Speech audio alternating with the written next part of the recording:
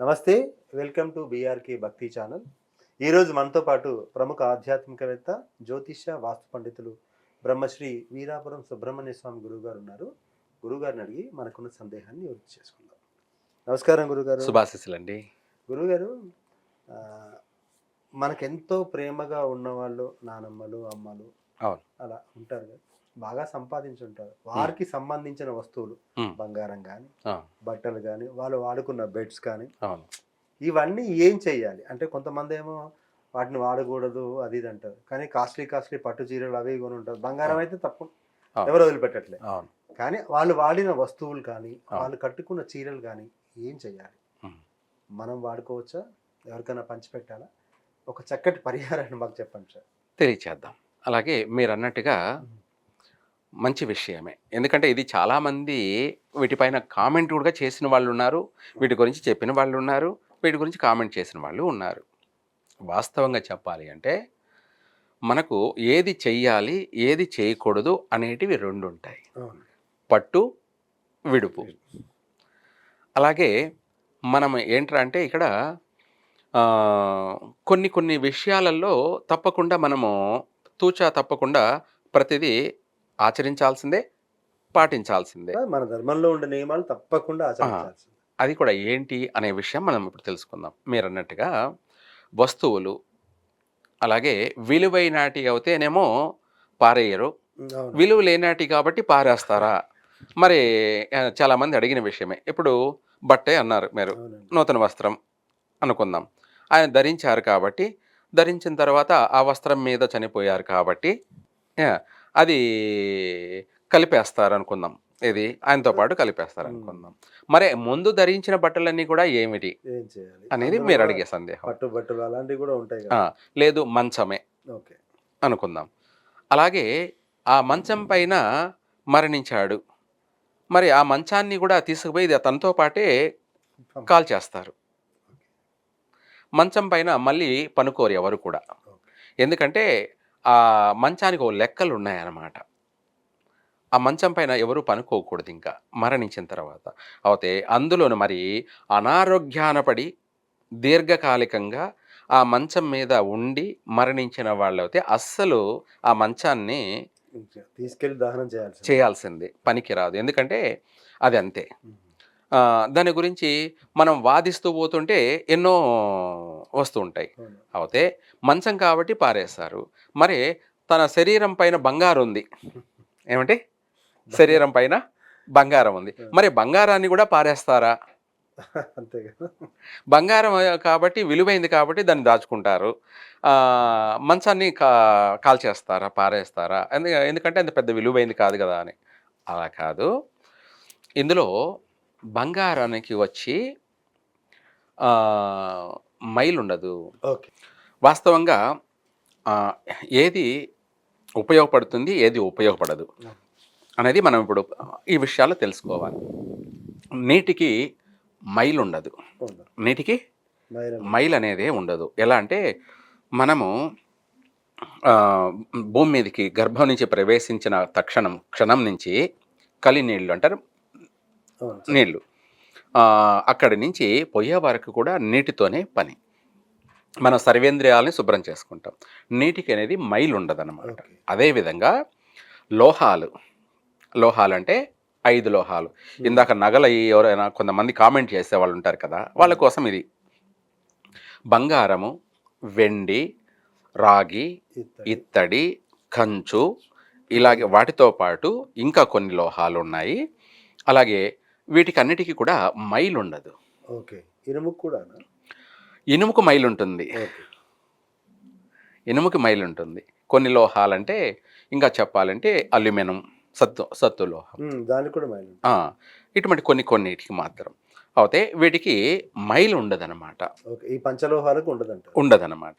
అలాగే ఆ విషయంలో మనం ఇందాక చీరలే అన్నారు అనుకుందాం. పట్టు చీరలు అన్నారు మీరు. పట్టు చీర అంటే మామూలు చీరకి పట్టు చీరకి వ్యత్యాసం ఉంది. పట్టు చీర అనేది ఏంటంటే బంగారంతో పూత పోసి పోగు చేసి నేసిందే పట్టు చీర.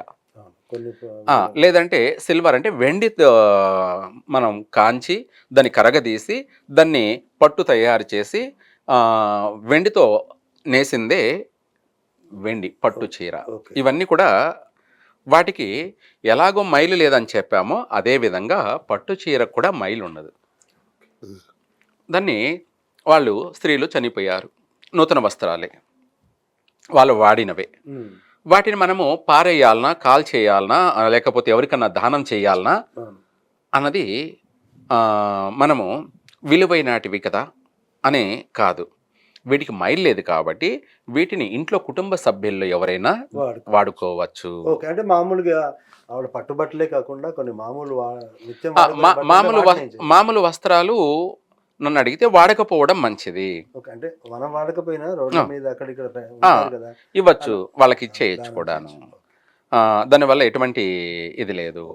అయితే ఆ చీరను పట్టుకొని ఎవరన్నా ఏదన్నా చేస్తారా అనేది చనిపోయిన వాళ్ళని గురించి మళ్ళీ ఇంకా చేసేది ఏం లేదుగా, అయిపోయింది. అంటే ఇక్కడ కొంత అనుమానాలు. చనిపోయిన వాళ్ళేం చేయలేరు, వాళ్ళు ఏదైనా చేయాలనుకున్నా వాళ్ళకే రివర్స్ అది. అంటే ఈ మధ్య కాలంలో నేను విన్నదండి యూట్యూబ్ లో, కొంతమంది అమ్మలు పెద్దవాళ్ళు యూట్యూబ్ లో మన బట్టలు దానం చేస్తే మనకు బట్టలు దానం చేస్తున్నారా, ఇక మీరు దరిద్రం కొనుక్కున్నట్లే, ఎవరికి పేదలకు బట్టలు దానం చేయొద్దు, బట్టలు అంటే అంత పవిత్ర, వాటిని చేస్తే ఇంకా దరిద్రం వస్తుందంటారు. అది ఎంతవరకు నిజం నాకే తెలియదు. అంటే వాస్తవంగా చెప్పాలి అంటే వస్త్రాలను, చినికిన వస్త్రాలను దానం చేయొచ్చు. చినిగినే పాతవే చినికిన వస్త్రాలను అయితే దానం చేయొచ్చు. చెయ్యొచ్చు చెయ్యొచ్చు అంటారు. చినిగిన వస్త్రాలు ఎవరు తీసుకుంటారు? ఏదైనా తీసుకునే వాళ్ళు ఉన్నారు. అంటే ఉండగా వాడుతున్న వాటిని దానం చేయకూడదు. మనం కడుతున్న వాడుతున్న వాటిని దానం చేయకూడదు. చినిగిన వస్త్రాలంటే ఇంకా వాడం కాబట్టి వాటిని మనం దానం చేయొచ్చు. అయితే ఇక్కడ వాస్తవంగా చెప్పాలంటే మనం ఇందాక మీరు అన్నట్టుగా మంచం చనిపోయారు, ఆ చనిపోయినటువంటి ఆ బెడ్డును, ఆ దిండును, ఆ మంచాన్ని కూడా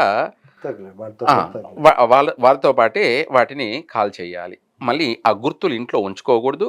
గుర్తు అనేది కాకుండా అందులో తను ఏళ్ల తరబడి తన మంచం పైన నిద్రించాడు కాబట్టి ఆ ఆత్మ అనేది మనము దాన్ని తగలపెట్టకుండా, కాల్ చేయకుండా ఎట్లాగే ఇంట్లో ఉంచుకున్నామంటే దాని ఆత్మ అనేది కూడా మళ్ళీ ఉండే అవకాశం ఉంది. కాబట్టి అలాగే తద్వారా ఆ మంచం మీద పనుకునే వాళ్ళకి ఎవరికైనా మళ్ళీ పీడించే అవకాశం ఉంది. కాబట్టి అందుకనేసి ఆ మంచాన్ని కాల్ చేయాలి.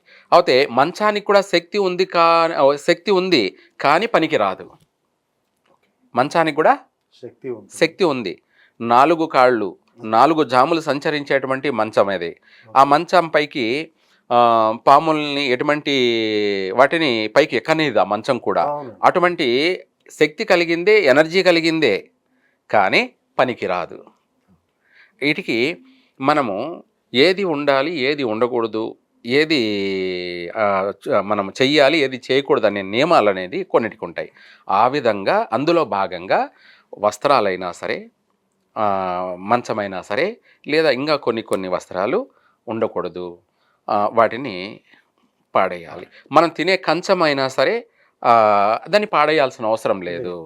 ఇట్లా ఏది చెయ్యాలో ఏది చేయకూడదో మనం ప్రతిదాన్ని కూడా మనము తెలుసుకొని ఆచరించి చేయడం మంచిది. వాటి గుర్తులు మనకు జీవితకాలం కొన్ని మెమరీస్గా ఉంచుకోవడం అవసరం.